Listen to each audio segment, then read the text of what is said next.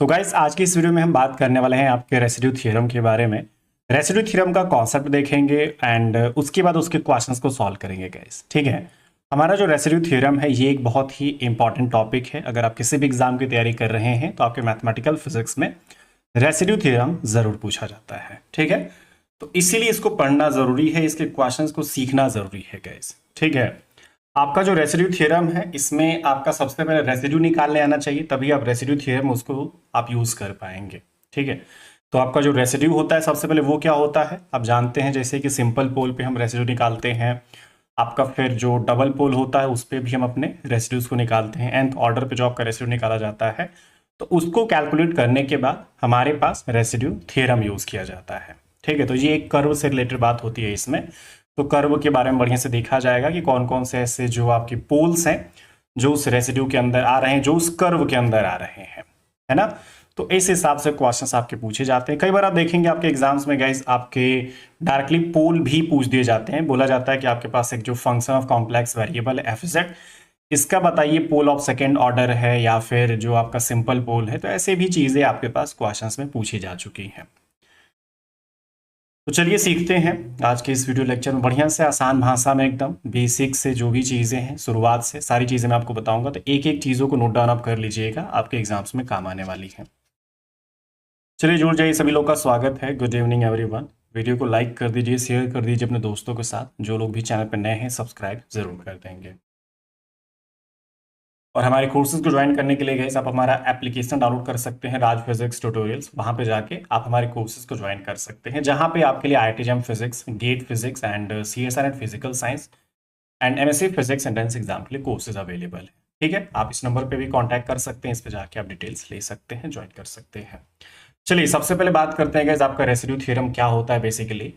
तो सबसे पहले जो भी आपके पास रेसिड्यू थ्योरम की अगर बात करें तो इससे पहले हमें क्या आना चाहिए गाइस, रेसिड्यू थ्योरम को यूज करने से पहले हमें ये आना चाहिए कि हमारा रेसिड्यू निकाला कैसे जाता है। ठीक है,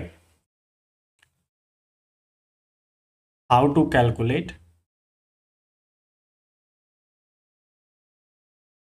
residue and how to calculate poles. तो हमें पोल पे ज्यादा फोकस करना है गाइस। ठीक है, जो भी आपके पास पोल आएगी हम देखेंगे कि जो भी आपका कर्व दिया गया है ना उसके अंदर में कौन सी पोल आपकी लाइक कर रही है, तो उन्हीं सब पोल्स पे हमें रेसिड्यू निकालना होता है। उसके बाद इस फॉर्मूले पे यहां पे रख देना होता है 2πi into sum of residue at the pole within curve. जो भी उस कर्व के अंदर जो भी आपके पोल्स आ रहे होंगे उन्हीं का हम रेसिड्यू निकालेंगे एंड उसको सम करने के बाद 2πi से मल्टीप्लाई कर देते हैं। ठीक है, अगर इसके डेफिनेशन की बात करेंगे ये थ्योरम क्या बोलता है आपके पास, if fz is analytic in a closed curve C, मतलब कि हमारे पास जो fz होता है आप जानते हैं ये fz क्या है, वही फंक्शन ऑफ कॉम्प्लेक्स वेरिएबल होता है गाइस।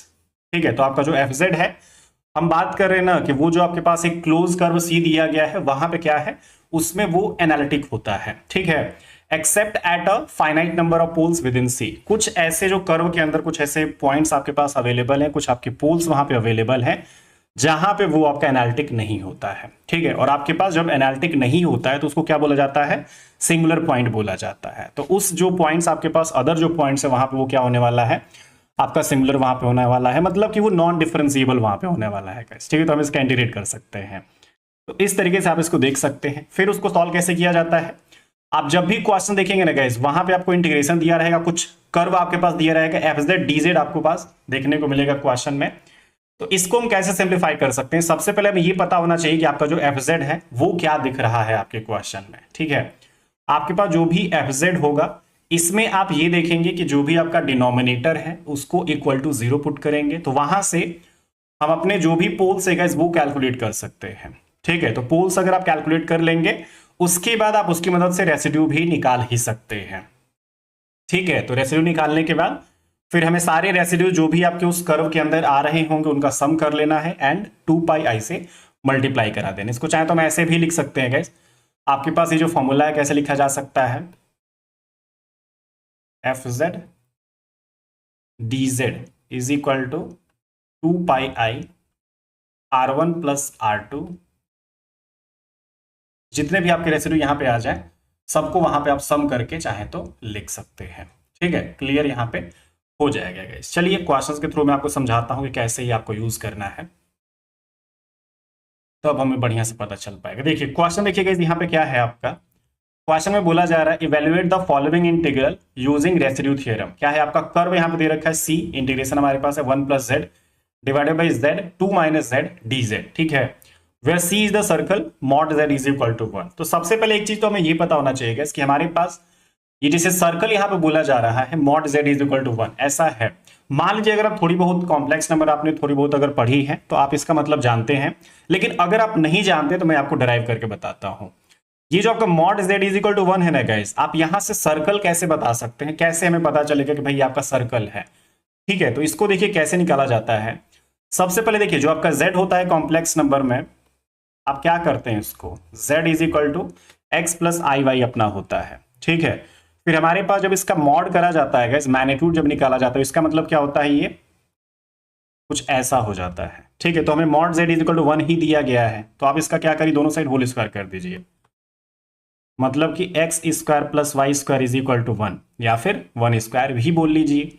तो हमारे पास ना जो सर्कल होता है गाइस, सर्कल आपका होता है उसका जो ओरिजिन पे अगर आप बात कर रहे हैं, ठीक है ना, सर्कल आपके पास अगर है उसका सेंटर अगर ओरिजिन होता है तो उसका रिलेशन क्या होता है guys, x square plus Y square is equal to a square, ठीक है। यहां पे आपका सेंटर जो होता है 0 0 है। आपका एक्चुअल जो जनरल इक्वेशन होता है ना गाइस, वो कितना होता है, x माइनस एच का whole square y minus k का whole square is equal to r square.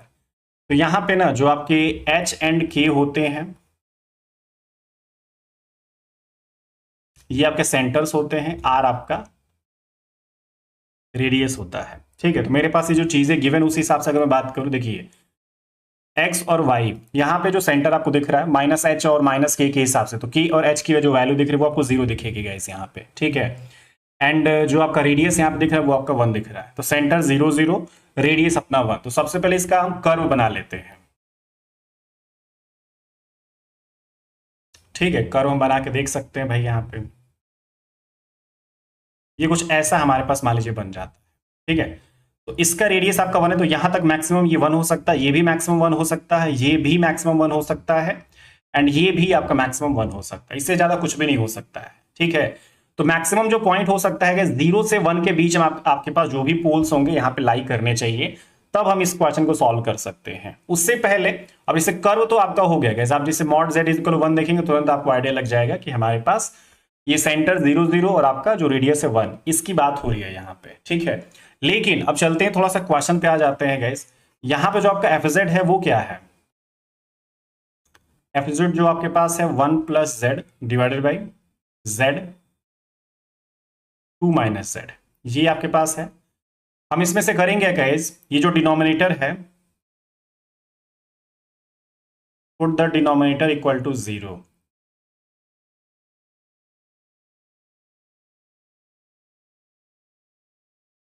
ठीक है। तो हमारे पास अगर डिनोमिनेटर को 0 पुट करा जाए तो z 2 - z is equal to 0, मतलब कि z is equal to 0 and 2 - z is equal to 0 अगर आप करेंगे तो यहाँ पे z is equal to 2।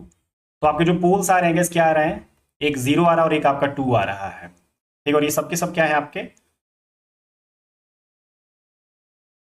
Simple poles हो रहे हैं। लेकिन हमारे लिए थोड़ी सी एक यहाँ पे ट्विस्ट ये है गाइस कि हमने अभी आपको बताया जो आपका रेडियस है मैक्सिमम कितना हो सकता है, 1 हो सकता है, ठीक है। तो मैंने बोला कि जो आपके पोल्स उसके अंदर आने चाहिए वही बस हम उसको आगे कंसीडर करेंगे, लेकिन जो आपका अंदर नहीं आएगा वो हम कंसीडर नहीं कर सकते। जैसे आप यहाँ पे देखिए 2, अब ये 2 तो इसके अंदर नहीं आ सकता गाइस, 2 आपका कहीं यहाँ पे लाई कर रहा है, इधर हो सकता है, ठीक है, ये इधर हो सकता है, ये इधर हो सकता है। तो 2 हमारा जो पोल है वो कंसीडर नहीं किया जाएगा गाइस, ठीक है। अभी जो मैंने आपको कॉन्सेप्ट इसका बताया उसमें क्या था, sum of residue at the pole within C. तो हमारे पास ऐसे पोल कंसीडर करने हैं जो कि आपके विद इन सी हो, विद इन कर्व हो आपके पास, ठीक है। तो हमारे पास कर्व के अंदर बस एक ही पोल है जो आपका काम का है, तो मेरे पास ये बस 0 वाला काम का है गाइस, तो मैं बस इस पे सिंप्लीफाई कर सकता हूं। तो इसका अब यूज करके आप जो z इज इक्वल टू 0 है गाइस, यहाँ पे क्या दिख रहा है, ये आपका पोल है जो कि इस कर्व के अंदर आ रहा है, ठीक है ना। 0 आपका कहाँ पे होगा, यहाँ पे हो जाएगा गाइस। तो अब आप सिंपल पोल पे इसको कैलकुलेट कर लीजिए, कितना हो जाएगा आपका। तो हमारे पास हो जाता है गाइस, मान लीजिए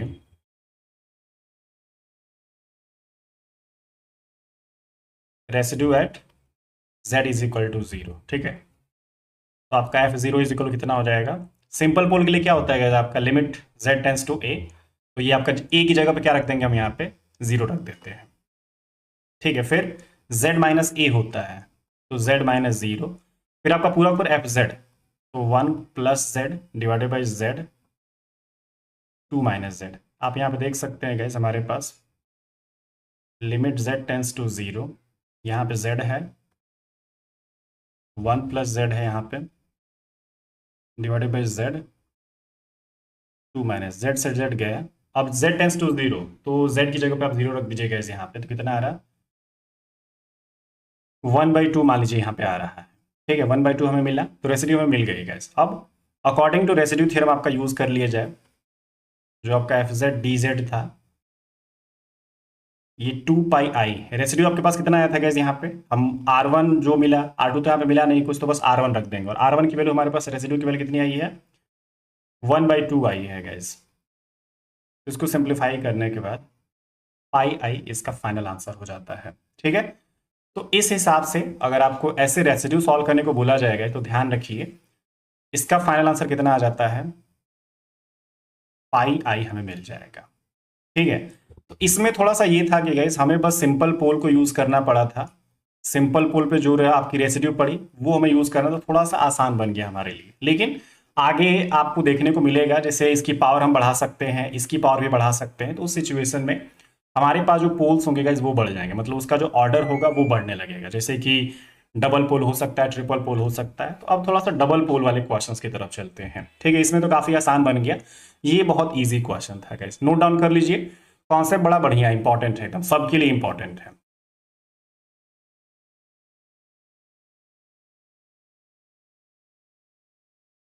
ठीक है। इसका ये फायदा होता है ना कि इसमें आपको रेसिड्यू भी निकालने को मिल जाता है और आपका रेसिड्यू थ्योरम, तो इस तरीके से हम दो दो कॉन्सेप्ट एक ही टाइम पे पढ़ लेते हैं। देखिए ये वाला क्वेश्चन क्या है,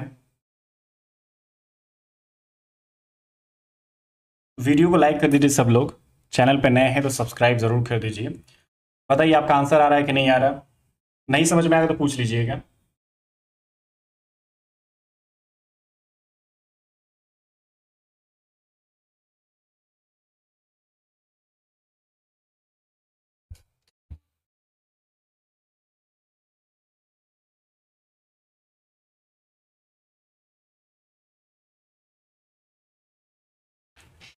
देखिए इसमें क्या है, क्वेश्चन थोड़ा सा भी बढ़िया है।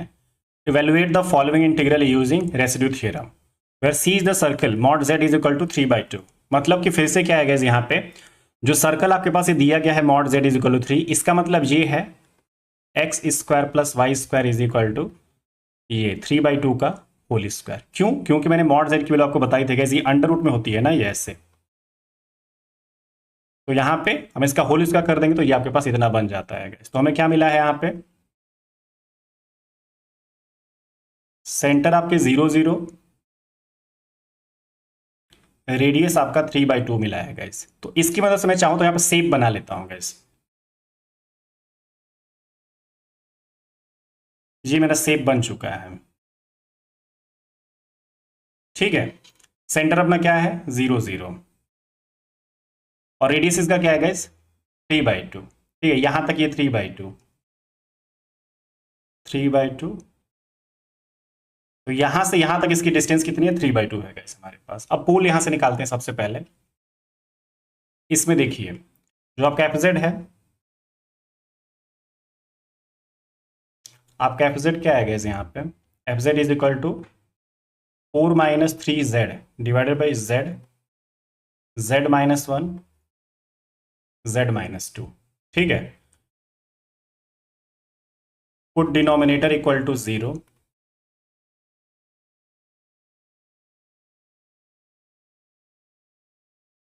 अब ये क्या हो जाएगा गाइस यहाँ पे, अगर हम डिनोमिनेटर को इक्वल टू 0 रख देते हैं तो हमारे पास z z-1 z-2 equal to 0, ये हमें मिल जाता है। उसके बाद आप आराम से देख सकते हैं हमारे पास ये जो वैल्यूज आ रही हैं सारी की सारी, एक आपका z is equal to 0, z is equal to 1, z is equal to 2, ये भी सिंपल पोल है, ये भी सिंपल पोल है एंड ये भी सिंपल पोल है हमारे पास। ठीक है, सबकी पावर यहाँ पे 1 थी गाइस, तो इसीलिए ये सारे के सारे क्या है, सिंपल पोल है। अब एक काम करते हैं, हमारे पास ये जो भी तीनों पोल्स दिख रहे हैं, जैसे z is equal to 0 1 and 2, 0 1 2। अब देखा जाए यहाँ पे इस कर्व में हमारे पास 0 1 2 कहां पे लाई कर रहा है, 0 यहां पे अंदर ठीक है लाई कर रहा है, 1 भी ठीक है काम कर सकता है, लेकिन मैक्सिमम अगर बात करिए 3/2 तक है गए, तो 3/2 का मतलब 1.5, और हमारे पास लास्ट वाला क्या दिया गया है, 2 दिया गया है, तो 1.5 मैक्सिमम हो सकता है, 2 इसके बाहर चला जाएगा, तो हमारा 2 जो होगा ना गाइस वो पोल इसके अंदर, इस कर्व के अंदर नहीं आ रहा है। ठीक है, तो हमारे पास बोला जा सकता है pole z is equal to 0 and z is equal to 1 only inside the circle.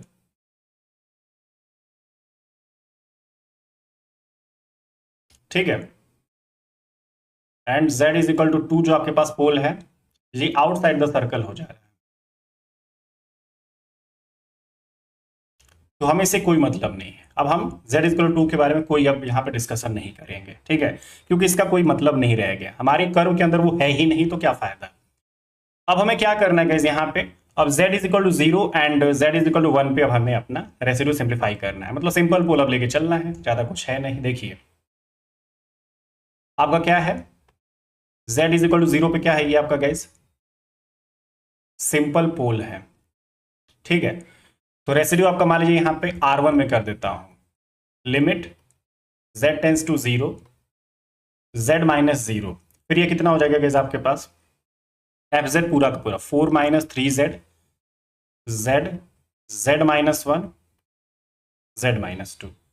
अब देखिए ये z माइनस 0 तो कोई सेंस तो बनता है नहीं, आप इसमें z से इस z को कैंसिल आउट कर दीजिए। अब आपके पास क्या है, z टेंस टू 0, तो 4 डिवाइडेड बाई ये 0 माइनस 1 मतलब कि -1 एंड यहाँ पे -2, ये कितना हो जाएगा गाइस आपके पास, आप इसको देख सकते हैं आराम से, हमारे पास ये 4 बाई -1 -2 तो 2, तो ये 2 मिल रहा है गाइस हमारे पास। ठीक है, z इज इक्वल 0 पे जो हमें रेसिड्यू मिली है वो आपको 2 मिली है, फिर z इज इक्वल टू 1, ये भी अपना सिंपल पोल है गाइस।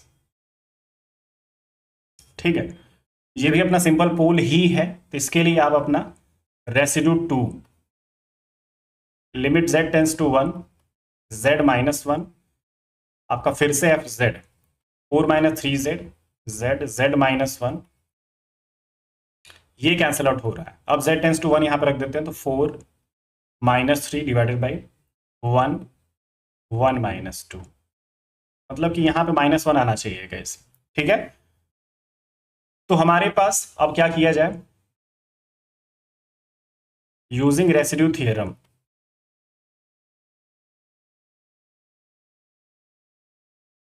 रेसिड्यू थ्योरम के अकॉर्डिंग हमने अभी क्या पढ़ा है गाइस, यहाँ पे हमारे पास जो भी कर्व है f z d z is equal to 2πi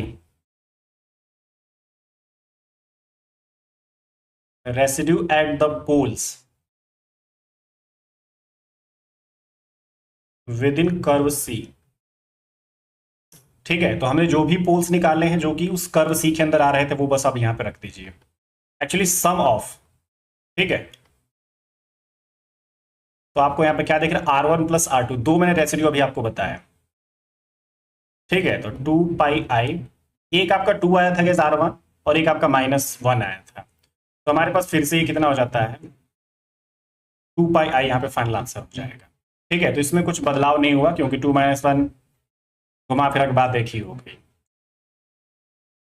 ठीक है, तो इसका जो आंसर होगा गैस हमें कितना मिल रहा है यहाँ पे,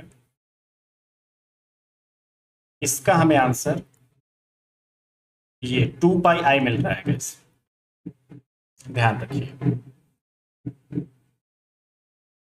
ठीक है, नोट डाउन कर लिया आपने, नोट कर लीजिए बढ़िया से। अब ये भी आपका सिंपल पोल वाला ही हो गया, एक डबल पोल वाला करते हैं। देखिए इसमें डबल पोल होगा कैसे, यहाँ पे देखिए ये पावर 2 दिख रहा है ना, तो डबल पोल यहाँ पे अब होगा, इसको सॉल्व करिए।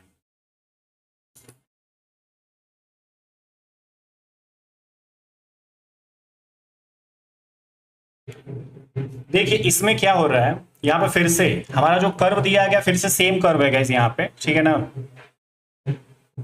ये आपके पास है। Determine the poles of the following function and residue at each पोल।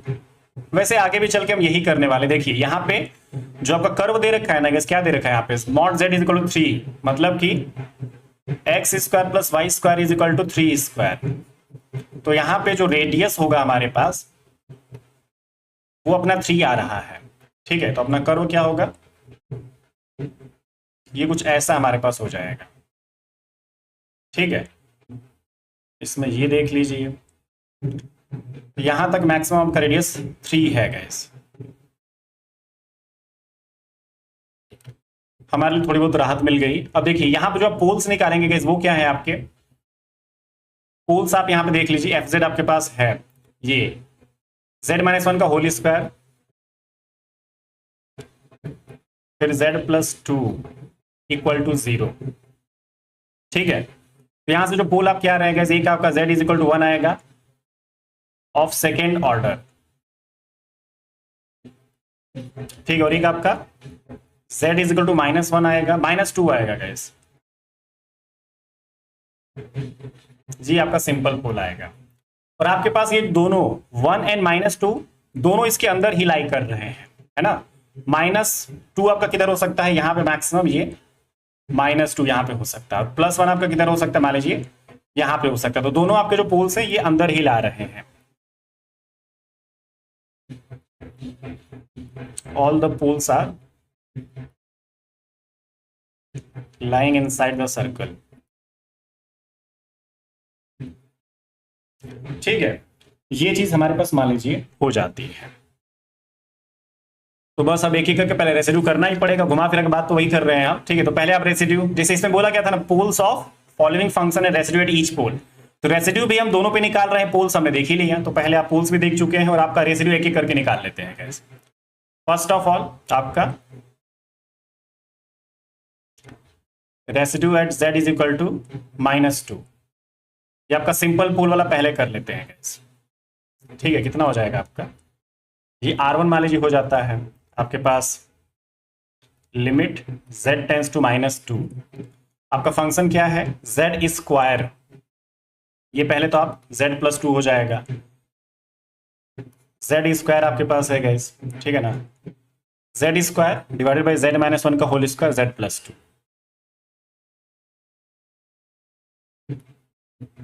ये कैंसिल आउट, -2 रख लीजिए यहाँ पे, मान लीजिए तो 4 हो जाएगा, एंड यहाँ पे -2 -1 करेंगे तो ये 9 आ जाएगा। तो 4/9 पहला वाला हो गया r1। r2 देखते हैं, residue at z is equal to +1 है ना, हाँ z इज इक्वल टू 1, ये डबल पोल है। फॉर्मूला क्या होता है हमारे पास, नोट कर लीजिए nth ऑर्डर के लिए,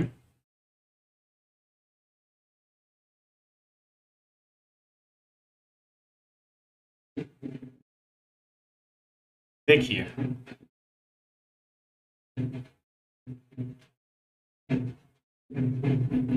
residue of poles at nth order आप देख सकते हैं यहाँ पे, ठीक है। फॉर्मूला क्या हो जाता है गाइस, यहाँ पे आप यहाँ पे भी लिमिट आप चाहो तो रख सकते हो z टेंस टू a, ठीक है। फिर आपका 1/n-1 फैक्टोरियल, ठीक है। फिर आपका यहाँ पे क्या हो जाता है dn-1 dzn-1, ठीक है। फिर आपके पास यहाँ पे क्या हो जाता है यहाँ पे आप देख सकते हैं z-1 का पावर n, एंड यहाँ पे जो भी आपके एफ से है, ठीक है। तो आप ऐसे कुछ कर सकते हैं चाहे तो इसी तरीके से हमें यहाँ पे पूरा फॉर्मूला यूज करना है। तो मान लीजिए मेरे पास क्या है, डबल पोल है और z is equal to a, मतलब कि जो आपका पोल है वो आपका 1 दे रखा है, तो आप बस यहाँ पे रख दीजिए at a is equal to 1 n is equal to 2, बस आप ये रख लीजिएगा। कितना हो जाएगा आपका, ये r2 हो गया, limit z tends to 1 upon ये क्या हो जाता है आपका 2-1 फैक्टोरियल, ये 2-1 dz 2-1, यहाँ पे कितना हो जाएगा गैस आपका, ये z-1 की पावर 2, n की जगह पे 2 ना, फिर एफ आपका पूरा पूरा z² डिवाइडेड बाई z-1 का होल स्क्वायर एंड z+2। तो ये बस आप सिंप्लीफाई कर लीजिए।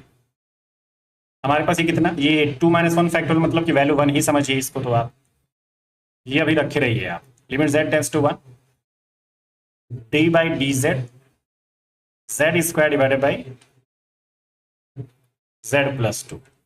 अब हमें इसका डिफरेंशिएशन करना है, ऑब्वियस सी बात है। तो डिफरेंशिएशन आप कर सकते हैं इसको नॉर्मली, लिमिट मान लीजिए z टेंड्स टू 1 यहाँ पर रहने दे रहा हूँ। डिफरेंशिएशन करने के बाद मेरे पास कितना आ जा रहा है यहाँ पे, z² plus 4z divided by z+2 का होल स्क्वायर। सिंपल डिफरेंशिएशन है यहाँ पे। उसके बाद क्या करना है, z इक्वल टू 1 पुट कर देना है, मतलब 1 + 4 डिवाइडेड बाई 1 + 2 का होल स्क्वायर, तो 9। ये कितना आ गया गाइस आपका, 5/9 आ चुका है मेरे पास। ठीक है, तो मेरे पास जो रेसिड्यू है, एक आपका 4/9 R1 आ गया जो कि सिंपल पोल पे था, और एक मेरे पास R2 है जो कि डबल पोल पे था, 5/9 आ चुका है। अब मैं क्या करता हूं, अकॉर्डिंग टू रेसिड्यू थ्योरम क्या हो जाएगा आपका, जो कर्व आपके पास दे रखा है गाइस, z², ये dz, z-1 का होल स्क्वायर, फिर आपका z+2 is equal to 2πi sorry R1 plus R2। तो मेरे पास वैल्यूज कितनी आई है गाइस, 2πi, एक अपने पास मान लीजिए 4/9 आया है और एक अपना 5/9 आया है। तो घुमा फिरा के बात देखिए, ये आपका 9/9 हो जाएगा। तो मेरे पास फिर से जो आंसर है अपना, ये 2πi हो जाता है। ठीक है, तो आप ऐसे करके अपना चाहे तो डबल पोल, सिंपल पोल साथ में कंबाइन करके रेसिड्यू थ्योरम की मदद से क्वेश्चन सॉल्व कर सकते हैं। इसका भी कितना आएगा, 2πi आया है, पिछले वाले का भी 2πi ही आया था, बस उससे पिछले वाले का आपका πi आया था। ठीक है, तो ये था हमारा रेसिड्यू थ्योरम। रेसिड्यू थ्योरम में बस आपको पहले से रेसिड्यू निकालने आना चाहिए। तो मैंने तो आपको रेसिड्यू सिंपल पोल पे भी बताया, आपका nth ऑर्डर वाला भी फॉर्मूला नोट डाउन कर लीजिएगा ये वाला। ठीक है ना, ये जो nth ऑर्डर वाला है, ये फॉर्मूला आपको पता होना चाहिए अगर आप रेसिड्यू करना चाहते हैं तो। एक्चुअली ये सबके लिए फॉर्मूला है। आप अपना पावर अगर 1 करके चलते हैं, ऑर्डर अगर आप जैसे n = 1 रखते हैं, तो घुमा फिर एक बात एक ही हुई। ठीक है ना, जैसे कि अगर हम सिंपल पोल पे जाते हैं तो उसमें कोई डिफरेंशिएशन नहीं करना पड़ता है, ये यूनिवर्सल फॉर्मूला है। बस आप पावर्स को बढ़ाते जाइए, जैसे ऑर्डर आप बढ़ाते जाएंगे, n = अगर 1 होता है तो यहाँ पे 1 - 1 फैक्टोरियल, तो 0 फैक्टोरियल की वैल्यू 1, यहाँ पे कोई डिफरेंशिएशन नहीं होगा। नॉर्मली जैसा आप पहले से करते आ रहे हैं वैसा ही आपको करना है। ठीक है, तो इस तरीके से चाहे तो हम अपने क्वेश्चंस को सिंप्लीफाई कर सकते हैं। आपके हर तरीके के रेसिड्यू पे मैंने बता दी, बढ़िया से कॉन्सेप्ट को नोट डाउन कर लीजिए। ये था आपका रेसिड्यू थ्योरम गाइस। ठीक है, एकदम इंपॉर्टेंट कॉन्सेप्ट है, आपके एग्जाम के लिए एकदम बढ़िया चीज है, कभी भी मिस मत करिएगा। आपको रेसिड्यू आना चाहिए, रेसिड्यू थ्योरम आना चाहिए, तभी आप अपने क्वेश्चंस की मदद से मतलब रेसिड्यू निकाल पाएंगे। आपको अगर पोल्स के अंदर भाई बात करनी होगी, कर्व के अंदर बात करनी होगी कि भाई आपके कितने पोल्स हो सकते हैं, तो वो सारा का सारा हम इसी की मदद से कर सकते हैं। तो एकदम बढ़िया से नोट डाउन कर लीजिए। आई होप आपको समझ में आ गया होगा। ठीक है, सारी चीजों को नोट डाउन करके बढ़िया से उसको नोट में एकदम रख लीजिए, रिवीजन करते रहिएगा। और वीडियो तो पड़ी हुई है, ठीक है, कभी भी आप इसको देख सकते हैं। चलिए, thank you so much. Video पसंद आई है तो वीडियो को लाइक कर दीजिए, शेयर कर दीजिए अपने दोस्तों के साथ। चैनल पे नए हैं तो सब्सक्राइब करना बिल्कुल भी मत भूलिएगा। अगली क्लास में बात करते हैं और भी नए नए टॉपिक्स के बारे में गाइस। ठीक है, और कोर्सेज को ज्वाइन करना चाहते हैं तो आप हमारा एप्लीकेशन डाउनलोड कर सकते हैं। वहां पे आपको बहुत बढ़िया से बेसिक से एडवांस लेवल तक सारी चीजें सिखाई जाती है। एकदम कम टाइम में आप कैसे क्वेश्चन सॉल्व करना सीख सकते हैं, ये सारी चीजों को हम फॉलो करते हैं गाइस। ठीक है, आपके लिए सारी चीजें अवेलेबल है, test series, PDF notes, video lecture, discussion group आपके पास, प्रैक्टिस मटेरियल, DPP आपके पास, सब कुछ वहां पे आप प्रोवाइड करते हैं। ठीक है, थैंक यू सो मच।